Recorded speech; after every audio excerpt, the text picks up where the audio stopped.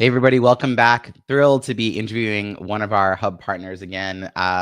This community has been amazing. Dozens of experts ready to help entrepreneurs turn their books into a business asset.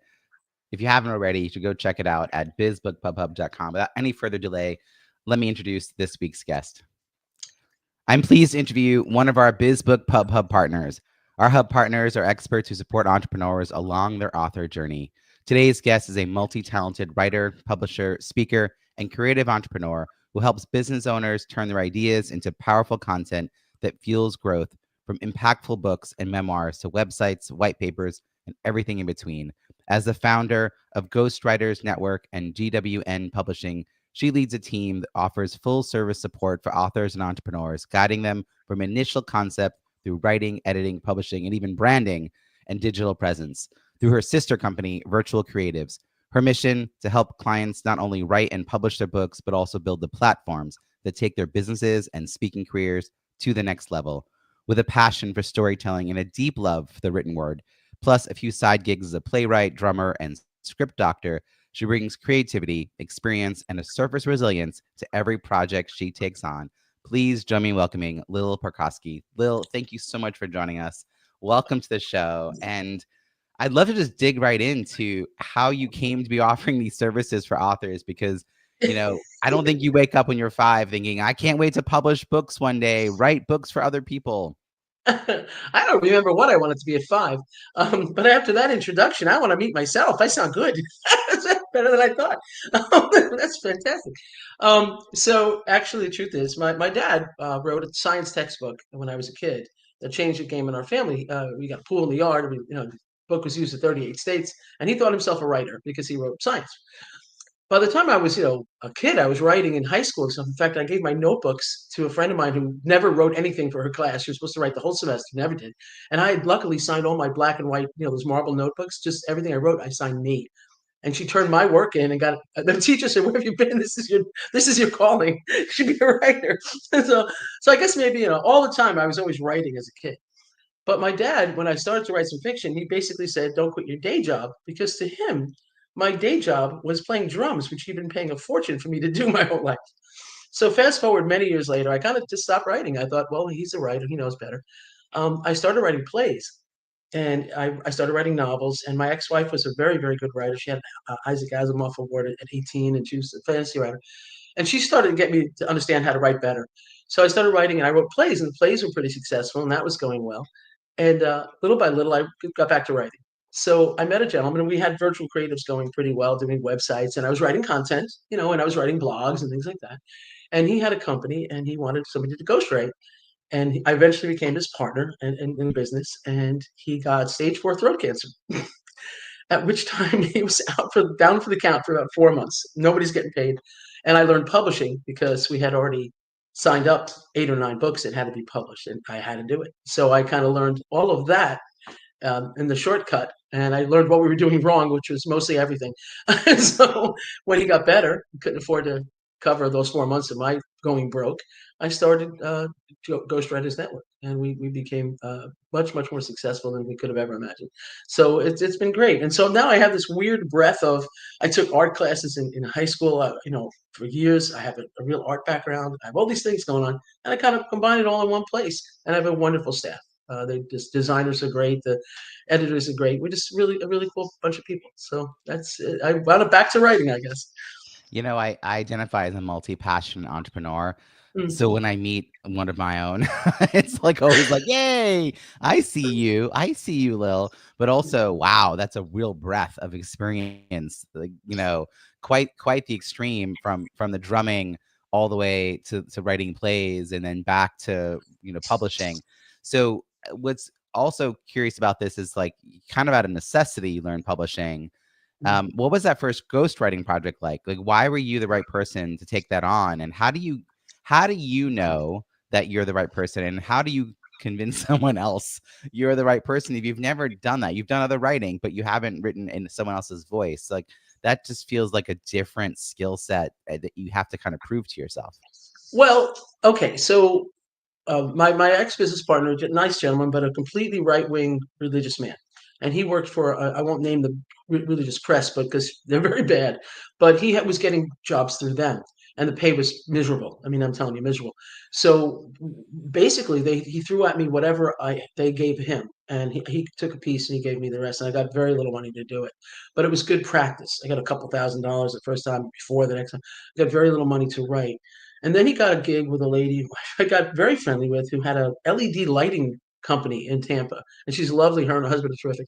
And she wanted to write a book, and he got a little bit more money from that. He belonged to one of these big conglomerate groups that everybody was trying to be entrepreneurs. And, he was one of the two ghostwriters. He was the cheap guy. The other lady was way more expensive. So she picked him, and he threw me at her and said, "You go write this." Well, what the hell do I know about LED lighting? Literally nothing. Absolutely nothing whatsoever. But I interviewed her, and we talked all the time, and she sent me all kinds of notes, and I learned. I learned on the job, and I got a little more money for that one. And after that, I became her speechwriter. I wrote stuff for her kids' college stuff. When she was getting awards, I wrote her all the essays she needed to put together for award programs. So I just kept doing new things and more things with her, which definitely led me to some other stuff.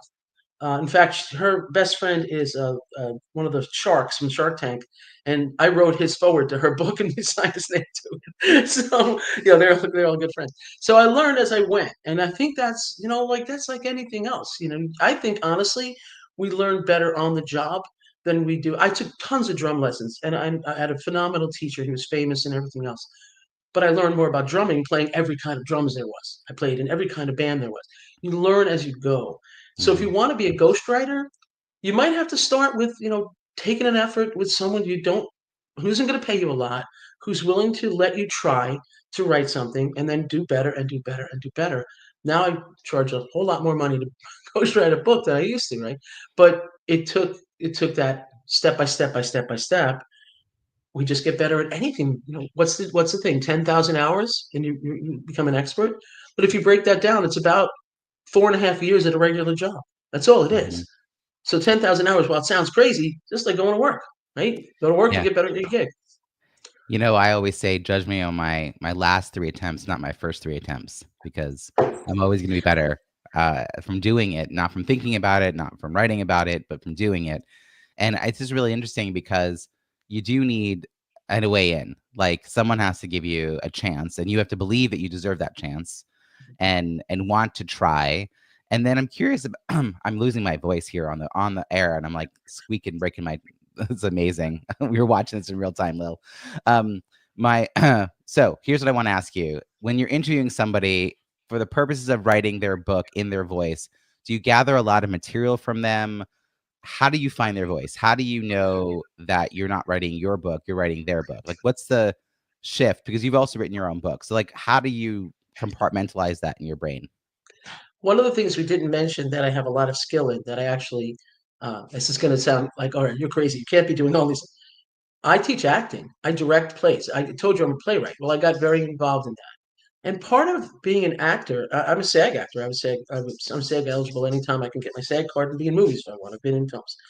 But part of being an actor is knowing that you take on the skin of someone else and become that person, right? So I think I apply probably with me. I think I'm lucky that I can apply that same thing, that acting skill that I teach other actors all the time how to do that. It's the same kind of thing. Good example. I have an Italian woman. She's in her 70s from Philly. And she has this very colloquial way about her. I'm from New Jersey, so I understand her, right? I can write in her voice with no real problem.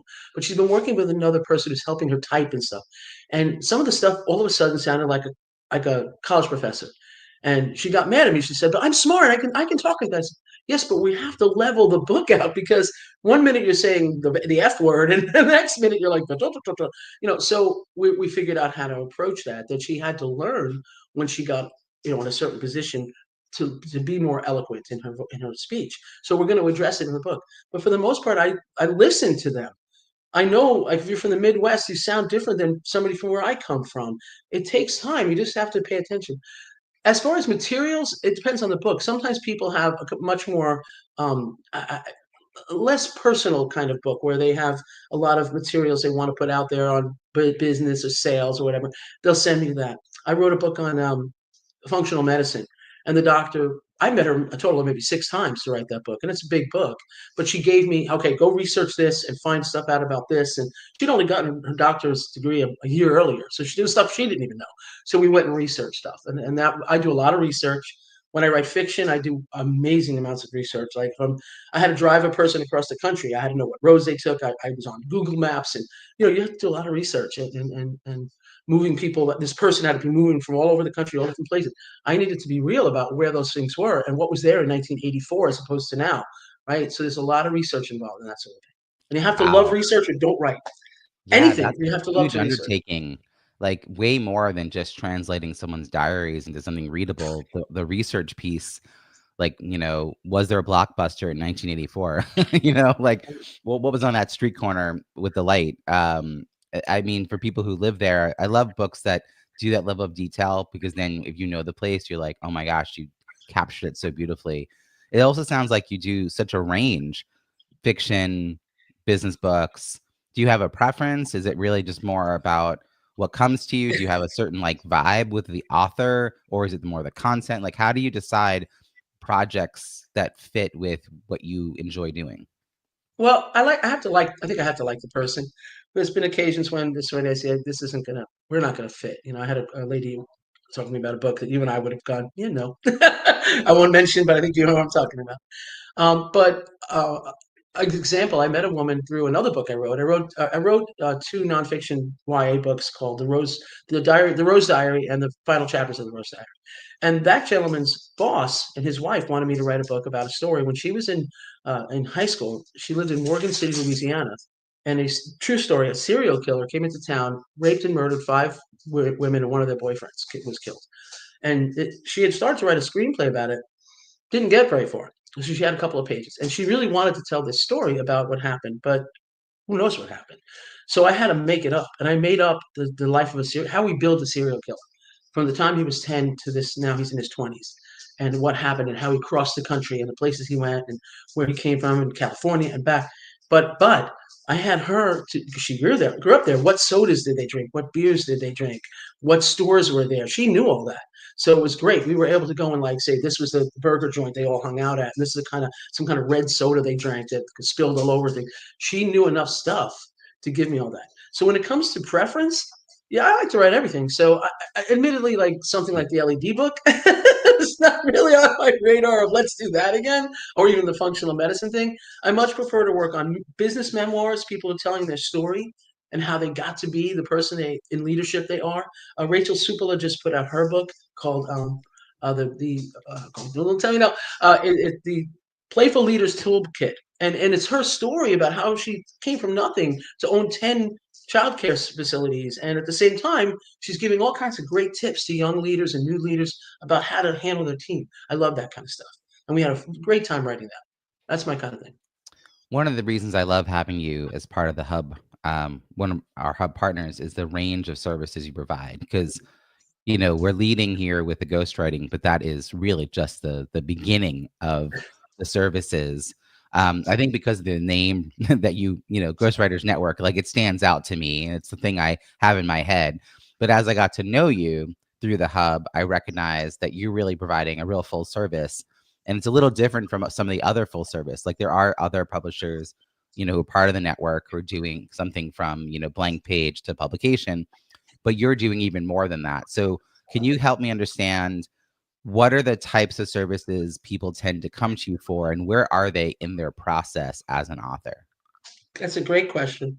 So, about 15 years ago, my ex-wife and I started Virtual Creatives because she was doing high-level development. She's a genius, and we met a woman named Becky Melton who was just leaving HSN and they just turned that into WordPress. So we started doing WordPress sites. So that became a thing, and we had lots of graphic designers. So we've always had that in our pocket, right?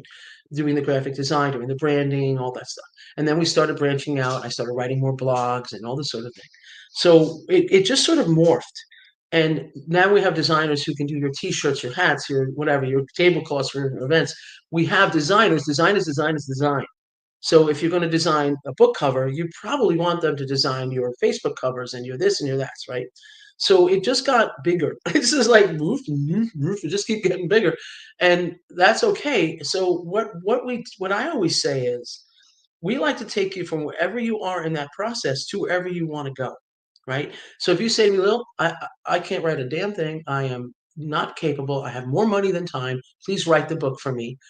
Or you say, I have time, but I need guidance. Coach me. I coach a lot of people, much more than I ghostwrite. Always have 10 clients that I'm coaching at one point or another. I run a group called Newpreneurship for brand new entrepreneurs. They have a 6-module program they go through, and they're writing a book while they're doing it. So at the end of the thing, they have a really good idea of what it means to be an entrepreneur, to leave the job, and they have a platform. They have the book, they have the courses, they're working on all of it at one time. 6 months, boom, they're ready to rock and roll. So it really matters about where you are in the process. And if you say, Lil, I've got a book that is completely fleshed out, I work with editors who send me a book they have proofread. It's done. But our publishing services company is better, faster, and honestly, I think less expensive than almost anyone I've met. We're fairly priced and we do an amazing professional job. And you can come to us and say, I just need proofreading, or I just need to publish the book. I don't know how to do all this stuff. I don't know how to design covers and write back cover copy and go put all these files everywhere. So we take them through that process. It doesn't matter. I have one lady who just sends me books to format. Everything else is done. Whatever you need done, we'll do it. It's just a matter of where you are. Make sense? Yeah, I mean, it's a really a la carte approach to services that can be soup to nuts, or just the soup, or just the nuts, right? Like there's quite a range there. And oftentimes when I've met some folks that have sort of a full service, they don't really want to do piecemeal. So it sounds like you're the opposite. You're like, whatever you need, we'll meet you there, which I think is good to know. It's good for me to know, because I feel like I play the concierge role in the hub, where I'm constantly trying to connect people to the right other resources, and vice versa. You also developed a real team, so that obviously grew over time. You didn't start out like magically dropped a bean into the field and suddenly you had a full program. What were some of the first people you decided you needed to hire, because you didn't want to keep doing all those things yourself? Because you're very talented, but you also have a limit on your time. And I'm also not a graphic designer. I'm an art director. I can tell you that font is this much too big. That's the wrong thing. I do that all the time, but I can't physically do that. I can stand over your shoulder and do that, but and I've done that for most of my life. But so I knew that. Now we had Becky almost from the beginning. She's still with me. She's amazing. I don't know what I would do without her. She's my developer. We only have one web developer doing WordPress sites because we don't need another one. We have 2 designers. One we found, my ex-business partner was a designer, and she was having problems with her hands and other things, and she was like trying to get out of it a lot. And she found a girl on, I don't know, not Fiverr, but something like Fiverr. And she was in the Carolinas, and she kept winning contests. Like, oh, I'm doing a logo contest, like $20. I'm like, hire this girl. She's amazing. So we wound up hiring her. And when I left that company, because we had, there was no way we could continue to work together. She had ceased to do anything. She wasn't able to really work, and she didn't want to work. It was emotional. So I took her with me. And at that point, we had already found our formatter, who's also a tremendous designer, and she came with us. Becky was always with us. I found a couple of really good proofreaders and people who do editing. We have one lady who does some sales for us. So they just sort of gathered like moss. We're not a big company. We're only, like I said, 2 designers, web developer, my admin who works part-time. And then we have a couple of proofreaders who are phenomenally good. I had to let a couple go as you go along, and then we find the ones that make, that don't. One lady didn't Right. want to do a religious book. You find certain things, and eventually it falls in place.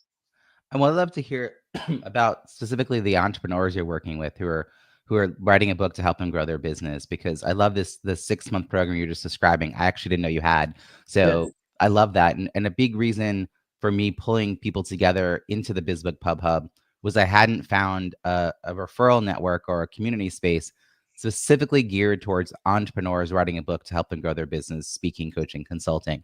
There was nonfiction spaces, but that also includes memoir and travel and cookbooks. And it was like not specifically for businesses.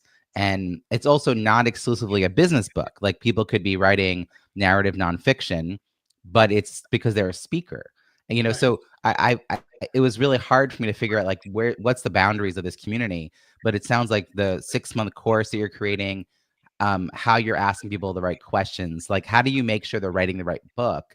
Because that's a big piece. I think people are told. I heard the drumbeat very loud and clear. You got to write a book. You got to write a book because you're going to be a speaker. You need a book. You need a book. But how do you know you're writing the right book for the right moments in your career? What are some of the things you're helping them think through? What are the strategy questions to make sure that this is the right book at the right time? Well, first up, I actually give a talk called "Writing the Right Book." Right? It's important to don't bother writing a book unless you know. So I have three questions I always ask everybody, which is the first one is who's the audience? Who's going to read it and get something out of it? Why should they listen to you? What have you done? Or what's your degrees? What? Right? It doesn't have to be credentials like PhD, but what have you done? And then what's this book going to do for you? And they always look at me puzzled when I say that because the truth of the matter, that's the most important question. People think they're going to write some, you know, book and put it on Amazon immediately, hundreds of thousands of people. No, the average book doesn't sell 300 copies, right? You're not even the traditional books. We heard that conversation I think a while ago. There's only with Bobby, but this, they don't sell anything. You have to have a plan for the book, and if you have a plan for the book, then you can go backwards and like write the right book. So right now, we're in beta with this first group. There's 6 ladies in the book, I think, or five. There's five, but this one is my assistant. But one of them, her husband died when she was 39 years old. Heart attack, just died. Turned out he had a drug problem. But so she's writing a book for widows, young widows, about how to navigate this. What do you do when, like that, the husband has a heart attack and dies, or he has a quick illness and he's gone? And you don't know what to do. So she's writing basically a memoir, but with a purpose at the end of it to talk to people about how to build a community around yourself. Be prepared. Don't be, if something happens, how do I navigate? So it really depends on what they're looking to do at the end of the day. My book, but they all have I wrote a course called Entrepreneurship 101, and I take them through 6 modules of the things like about sales. Even though you're writing a memoir, you're still a salesperson. You have to be able to sell the book, your ideas. You have to speak. So we take them through value proposition and mission statement and networking. How do I network? What does that mean? So every month we go through one module, and then we meet about mostly every other week or every 2 or 3 times a month, and then I meet them one on one for an hour or so. They send me what they're working on, and I read it and send it back to them with comments. So they've got this real wide breadth of things. Now, I'm not going to tell you what group I was at, but they were asking $33,000 to join the group. And then I went to another thing, and there was a man standing there saying he'd spent over $100,000 in the last year on programs and hadn't done a damn thing with any of them. Nothing. And that breaks my heart. I am not greedy. I think America has a problem with greed, and I'm not there. I'm not doing that. This program was very inexpensive this time around, right? And we even threw in a 5-page website for them. So at the end of the day, they've got everything. They got the book, a website, the speaking opportunities, which we get them. We meet other people that can help them, like you, right? And other people say, go to this. Next year, my assistant and I, she's going to do the mindset piece, and we're going to charge about 10K for that, maybe a little less. Probably if you do pay in full, it'll be less. You can't beat that. You can have a published book at the end of the day, fully proofread. That's what I want to give people. I want to give people something they can afford that they can put on the damn table when they're done and say, okay, I have a book, I have a program I can start with. I know what my speeches are going to be like. I teach them how to pull a 5-minute speech out of it. We've already worked on that with these guys. They've all had to do a 5-minute speech in front of me based on so they can go on something like this and talk. Mm-hmm. You have to give people something valuable, something they can actually use instead of a lot of esoteric crap, frankly, which is what most people are charging 30K for. I mean, there's a lot of predatory. A lot of it, yeah. A Some are lot of great. predatory everything. I mean, I say if they don't ask you any strategic questions and they say, sure, I can just print all your blog posts, that's a printer, not a publisher. Like anyone can print your stuff. That's not an issue. But a publisher should be helping you package it. It sounds like you're going a little above and beyond into really turning it into more of a business asset, having that 5-minute speech, having the website presence, having the course idea figured out so that it's not just a book. I mean, some people, first time authors, like they don't really know what they don't know. Like that's true for any newbies or any kind of activity. But hanging out with other authors, which is one of the reasons I also created the hub, was to give opportunities for people to hang out with each other who are writing and publishing books, because you don't see the possibilities for yourself, right? But you can witness someone else achieve something and you're like, oh, maybe that's something I can put on my wish list. Oh, maybe. And so I love that you're doing a community piece like this. Do you have a particular success story for one of your clients that you were able to move from, maybe they didn't have much in place and then they worked through your programs and then suddenly like they actually developed a business out of it? This is new, the entrepreneurship thing. We haven't gotten to the end of it, but I see the possibilities with a lot of them. They're already working on things. We have an older woman who's already getting on TV and she's doing things. Most of our authors have success. I mean, Mhm. the success varies. Some of them have sold a lot of books. Some of them get on stages. All of them get on stages. I mean, that's the one thing. One of our authors, she gets her book for very little money because you can buy your books cheaply as an author, right? And she Mhm. goes to conferences. She sells 50 to 100 books every conference. She sits at the back of the room. She gets paid to speak, and at the same time, she books $50,000 clients to spend a month or a couple of weeks, whatever, at a school and work with them. All of Amazing. them have, we teach them to get on stages. We teach them how to use the book at the end of the day. One of our clients is legally blind, and I was in the conference with her 5 minutes into the first call, and she started talking about what she wanted to do. She wanted to take all of her blogs and make a positivity book out of it, about being positive, despite the fact that she actually rode a motorcycle once for a little while, a couple of feet. But still, come on, she's blind. And I looked at her and I said, I know the name of your book. And she said, really, what is it? I said, the name of my book is The Way I See It. And she went, "Oh my God, that's the name of my book." Well, she sold like 1,200 copies at her first conference, and made $3 or $4 a book selling it that way. She undercut the price and gave them a deal, quote unquote. Right. But they got the book for way less and put them in all the swag bags. So she's immediately making money. Most of our clients, I'd say, do pretty well. There's a few that don't. They write a book and then they sit on it. But you have to get out and present yourself. You have to Mhm. market yourself. You have to. You cannot. I'll leave you with this one thought on this.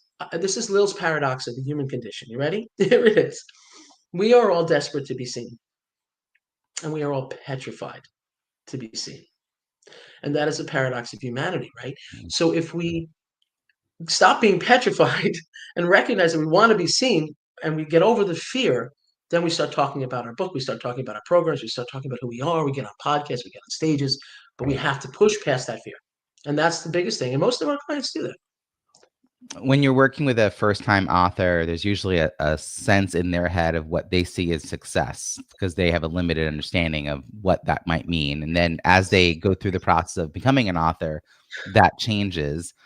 What do you see most authors in the very beginning, before the book's maybe even out? What do you see them mostly yearning to achieve? Like, is it about number one bestseller status on Amazon? Is it about, selling 1 million copies? Like, what are the realistic or unrealistic goals they have? And then what do you help them sort of set their sights on that maybe wasn't one of their initial goals, but is achievable and will get them longer lasting results? Right. Okay. So remember the third question. What's the book going to do for you? And when Mhm. someone says it's going to sell millions of copies because I'm the next J.K. Rowling, I tell them, I love you. You're great. Thanks for having coffee with me, but we're not the right fit because it's not going to happen. And I could sound like a pessimist here, but it very rarely happens. And you have to have something that unique for it to happen easily. Right? Harry Potter was unique. You like her or don't like her as a person, but certainly what she wrote was like nothing else. There are some times when people have something. When you're writing a business book, a memoir, we have a woman who wrote a book recently. We rescued her from a very bad publishing deal, and I happen to know her. She's pushing 80. I think she's well into her 70s. But she wrote a book called The Unforgiven Walk Alone, and it's only 11, 12,000 words. It's a very small book about how her ex-husband abused all of her children and then killed himself. Well, she is gangbusters out there. We're helping her. We did a 5 day thing, 99 cents to get people to give her reviews. She's very smart. Reviews what you say. Who is it? You're the review king, right? Reviews are everything. So she did 99 cents for 5 days. I think it's still 99 cents if anybody wants it. And it's a wonderful book and it's really compelling. She knows what to do. So now what's the next step we're going to do with her? We'll help her because she needs help and anything she wants to do. Doing reviewed periods like that, getting people to review so Amazon bumps you up, like you say, getting out there and thinking like one woman, she said she wrote a book on gray divorce, which is divorce over 50, and usually with rich people. The hairdressers, I said, go to hair salons and set up wine and cheese in the beauty salons and tell people to come read your book there. That's where women who got divorced are. They're getting their hair done and their nails done. Go there. And she said, oh my God, that's brilliant. So she's doing that. We try to come up with ideas of things that they may not have thought of to get them onto Mhm. stages they may not have even realized were there. And That's that's awesome. getting on stages, getting out and talking. That's the key. And if you don't want to do that, and you just think you're going to write a book, I'm not going to work with you on that regard. That's not going to happen. And you're only going to be mad at me because you think somehow I do not control Amazon much to the chagrin of some of my clients. I can't make them do what they want. They change your prices. They do whatever they feel like. I've seen them change prices on people. say the book's out of service, I can't buy it. I don't know. They're nuts, but they're the big game in town. And we, of course, our books are on Barnes and Noble and Books a Million and everywhere you can think of. But Right. people still think Amazon's the thing. Well, it's not. Go buy it at Barnes and Noble for God's sake. Leave them the money. But not that I don't love Amazon, but this is the kind of thing you have to teach people. You can't control certain things, but what you can control, just grab it and control it, right? Yeah. I think what I love is that you're adding that creative juices to this marketing approach so that they're not all doing the same cookie cutter thing. I think a lot of times when a company finds a formula that works for one client, they try to apply it to every other client that walks in the door. And you're quite the opposite. You're like, let's imagine, where your audience is and how we can meet them there. And you just mentioned reviews. So the way reviews will help is because discoverability. If someone writes in "Great Divorce," and that book has more reviews and more positive and thoughtfully written reviews and more recent reviews and more verified purchases, right? It's a whole bunch of things that go into the algorithm. That book will appear higher on the search results page, which means people who don't know the author will discover it. And that's how you have longevity on a place like Amazon. And I agree that Amazon's not the only game in town. It's just like, a huge part of the market. But it is also a place people go to research a book and research Right. an author. And that's where the reviews have sustainability and longevity on that book page, like the social proof. Even if someone chooses to buy it from their local bookshop, they're probably still gonna to learn about it and like look at the reviews on Amazon. So I like that you're guiding them through that part of the process as well, because that's definitely a piece I think a lot of authors, well, A, they miss, or B, they just don't know how to do it well. And I'm writing a whole book. I'm really close to publishing. I think by the time this airs, it'll be really out there. Launch your book, An Entrepreneur's Guide to Reviews That Drive Revenue, because I think more people need to know those pieces of the process. And then there's the components that the partnering of things. So this Mhm. is going on YouTube, I think you said. We have a young chef. He's Johnson Wales cook trained. He's really terrific. He wrote a book that's gamifying cooking because he's trying to get like particularly young men and don't really know to cook that much, and young women how to cook and interesting. And he's got a levels like I don't know anything. So I had him color code the levels. Like level 1 is yellow, whatever. I don't know anything to the top, right? And he's got this gamification kind of thing going where like the wizard and all this sort of thing. Well, I said, you have got to, you're very personable. He's a kind of jolly little fellow. I said, you got to get on YouTube and cook. You've got to get on Facebook, get on YouTube, get on TikTok, cook and put that out there everywhere. Show them the recipes a little at a time. He's like, okay. And he's going to do it. He's actually already started doing his own YouTube channel where he's going to do like a 5-minute presentation of this is how you use this knife. Hold this knife this way, right? So that when you partner those things with a book, then people want to go buy this 400-page, not cheap, giant full color book. It's going to be $35 to buy that book. It's enormous, but it's got if you ever want to cook, this is it. It's going to teach you everything from soup to nuts and how to everything you can ever think of, right? But he has to promote that in more than just put the book out and hope somebody buys it. No one's going to buy it that way. You've got to push, push, push, push, push with from different directions. You got to look at it like the book is in the middle and everything else is coming at it like a satellite. What can you do Yeah. to get that to happen? YouTube, TikTok, local stores. Go to. I used to when I cooked a lot for a living too. I'm a pretty good cook. I have a restaurant. That's another story for another day. My mom died, left me money. I bought a restaurant. Don't ask. But people liked me, so they asked me to go to the not Books a Million, to it's gone now, Borders, and I would do little cooking demonstrations to push up the restaurants, and my chefs could go and people would go. Right? You've got to do that kind of stuff. Think of something weird and go do it. One lady goes and sits outside a coffee shop and sells a book she has one chapter in. And if they buy the book, she buys them a cup of coffee. She gives them a coupon. And they go and she pays for their coffee. And so they buy the book and that's a weird but good idea. Like, think of stuff that nobody else thought of. That's right. As long as That will somebody's help you. willing to respond, you can try it. You mentioned YouTube, and I had a conversation yesterday with one of the authors that are part of the Kingdom Cross promotion campaign I do 3 times a year. And we were doing sort of a follow-up conversation about the book and seeing how I can help them boost sales and do some creative branding around it. And I was like, do you remember where you found me? And she goes, no, I don't know. Suddenly you were everywhere. And I looked in my inbox. She had commented on one of my YouTube videos, and I had replied. And that is how she then signed up for something else I was doing. So, I mean, just it just goes to show, like, we would never be having the conversation yesterday if I hadn't put that video out, if I hadn't been responsive. Like, sometimes people write comments and no one responds. I was responsive. I let her know I had other ways to help her. She then got on my list. She then learned about, like, and now here it is a couple years later. We're like, we're talking all the time. So I love the idea of like planting seeds. A lot of the work I do is about the future. I am a book launch strategist, but I tend to have conversations with people who are not ready to buy from me. I'm okay with that because that's a seed for the future, and it's either from that person or they are now better equipped to refer me. And I've also host events for speakers who don't yet have books because they want to have books one day, and one day I'll introduce them to you. You'll help them create the book, and then you'll introduce them back to me, right? So I think sometimes we have to be willing to plant seeds of possibility, but having someone like you on their side to think strategically and creatively about where to plant those seeds. Because if you just put all your seeds in your basement, you pile all your books up in your garage, it's not really going to help. I mean, I feel really bad that there are people I know who have purchased upwards of 10,000 copies of their book to order to get a price break that was reasonable as the author, and they have no ways to move those books. Those books are just sitting in a pallet. They're in a warehouse. They're being paying for storage. The drop ship stuff that they have to do with Amazon is annoying and expensive, and it's a huge headache. And they kind of got almost conned into this process, They not do. knowing there was other options for them that were less money up front, less risk, like just Let and me speak on that. First of all, we have to remember our pipeline is long. The pipeline isn't this big. It's lengthy. It's years. So fill the pipeline because if it's way down the pipeline later, it comes in, right?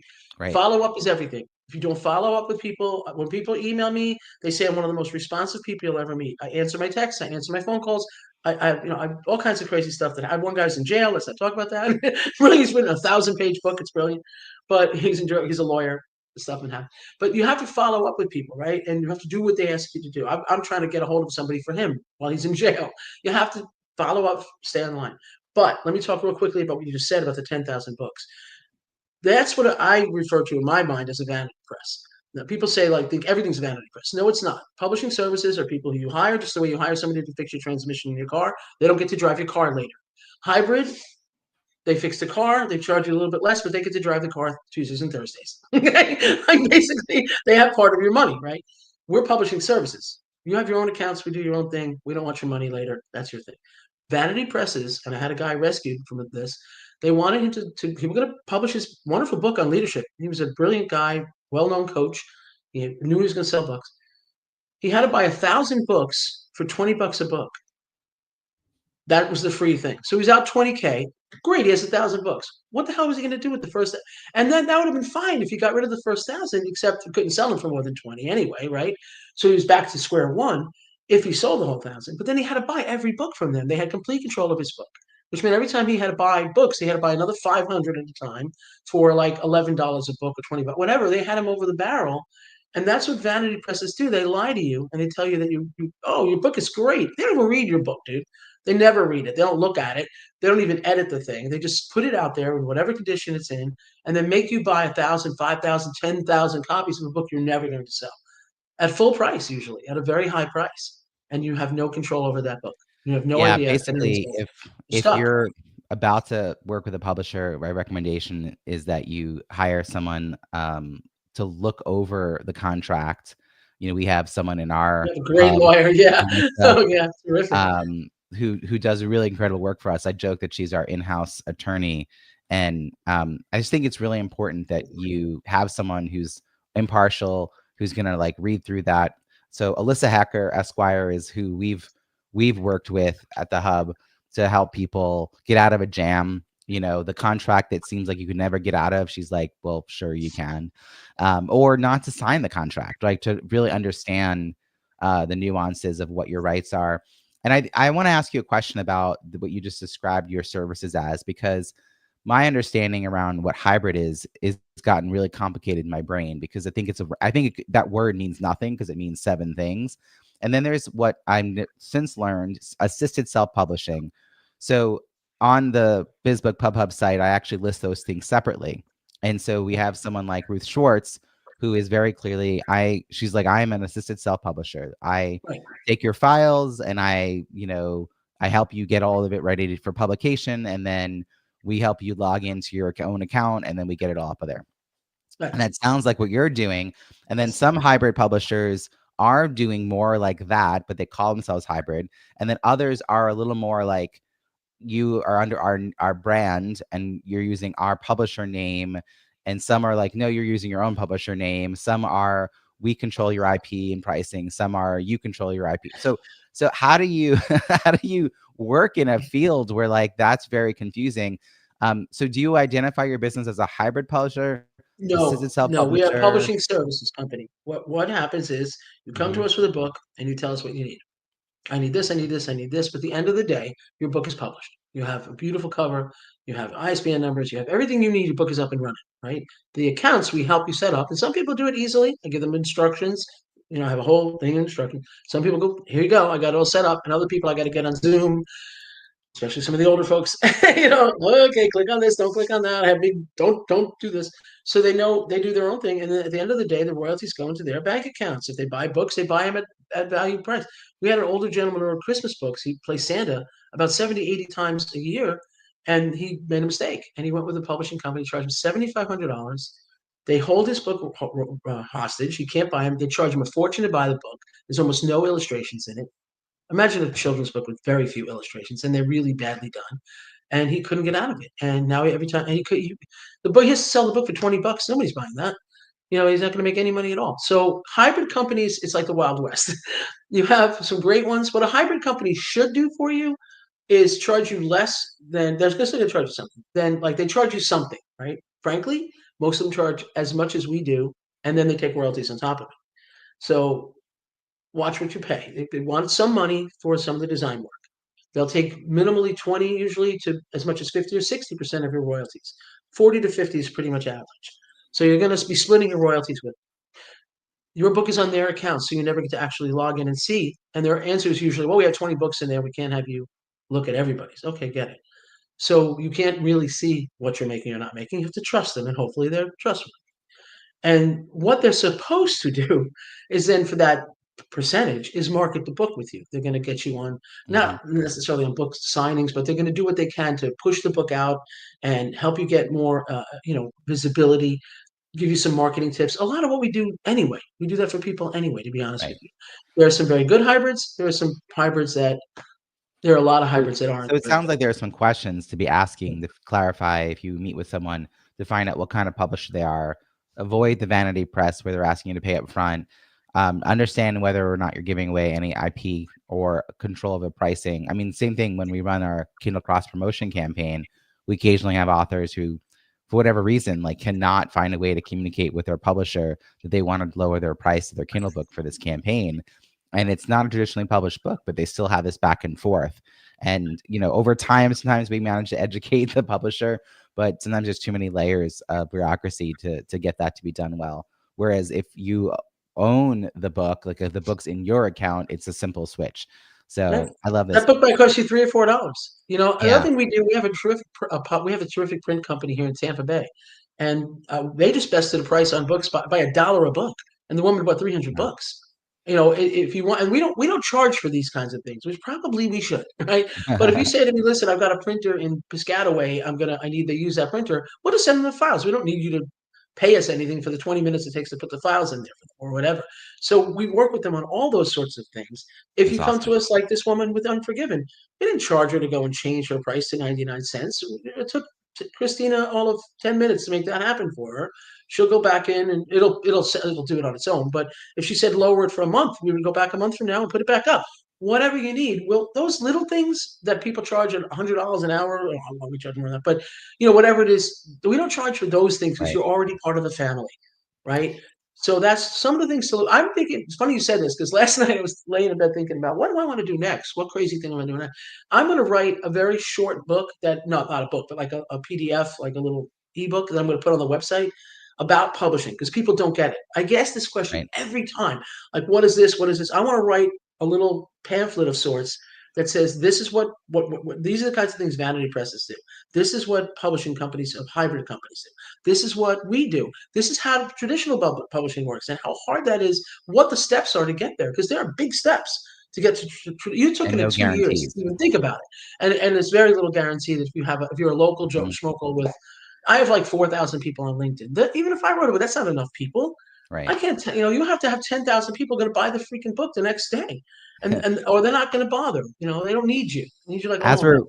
as we're wrapping up here, I'd love Yeah. to get your thoughts on the Biz Book Pub Hub because Ugh, you've been part of it for a while and I loved been it. participating, engaging. So what are your thoughts about the whole experience? I never miss a meeting.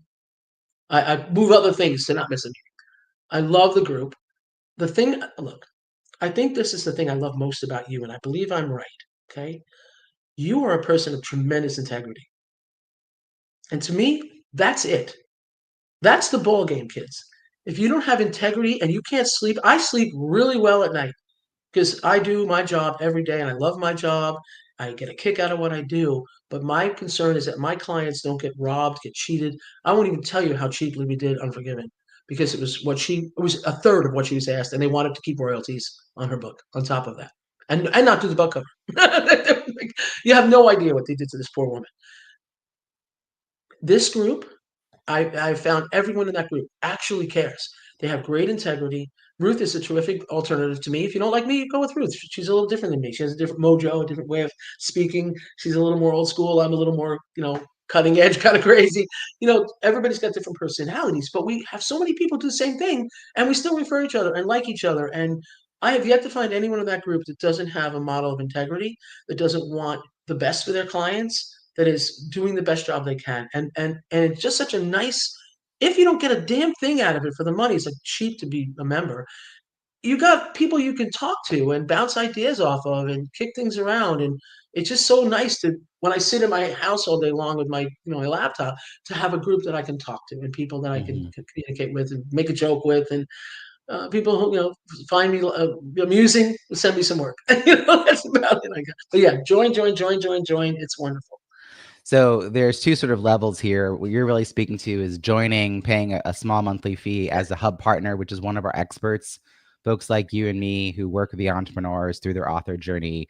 And then to be a member as an author or writer, there's no cost. There's just Right. access to all these experts, to the monthly free virtual networking events, the Kindle Cross Promotion campaign. There is a fee to participate, but you find out about them and can also benefit from knowing about all these discounted books.